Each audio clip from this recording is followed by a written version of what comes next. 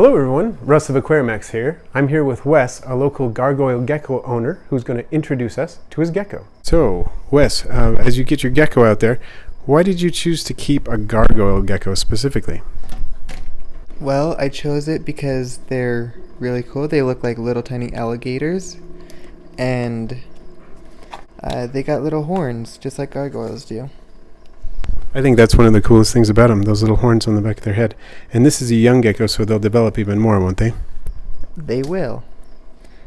They will develop a lot more, and he will get a lot bigger. They will actually get bigger than a crested gecko. So while we're on that topic, can you tell us a little bit about the differences between gargoyle and crested geckos? Well, a gargoyle gecko, it doesn't have a prehensile tail like a crested gecko does, and when they drop them, they do grow back.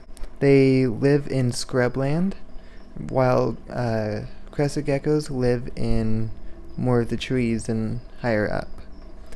The gargoyle geckos, they like climbing around, and they don't have the pads that let them climb up smooth surfaces. They have smaller pads and claws, which helps them grip onto branches of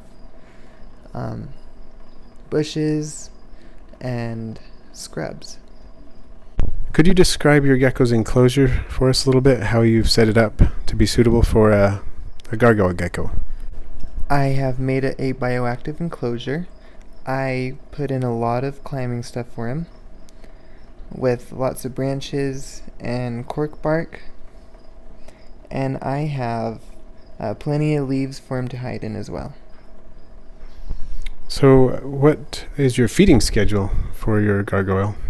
I feed him every other day. I feed him either Pangea or Repashy, the bug and grub mix, because bugs make up a larger part of their diet than fruits and stuff. So generally speaking, how visible is your gecko during the day in its enclosure?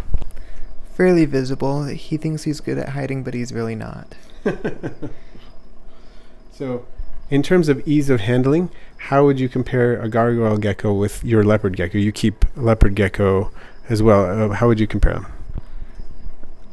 The leopard gecko is definitely a lot easier to handle. Gargoyle geckos tend not to like handling as much as leopard geckos, or they don't tolerate it as much. As you can see, he keeps trying to escape from me.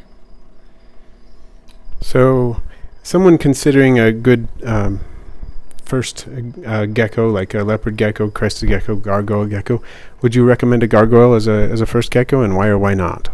I would. They're probably even easier to keep than a crested gecko, and crested geckos are considered a beginner gecko as well. So what is it that you would say makes them easier? They're not as flighty as at a young age as crested geckos can be. Okay. Although they're still pretty flighty. Well, it's been an interesting introduction to gargoyle geckos. Thanks for sharing with us, Wes. You're very welcome. I've never kept a gargoyle gecko myself, so I'm glad for some insight from someone who has. Remember, as always, if you're interested in keeping a gargoyle gecko, do your research thoroughly and investigate several different sources. Thanks for watching today. I post videos every Friday, all on aquarium and vivarium pets. Please feel free to rate, comment, share, and if you haven't already, subscribe. And then click the bell icon so you don't miss my next video.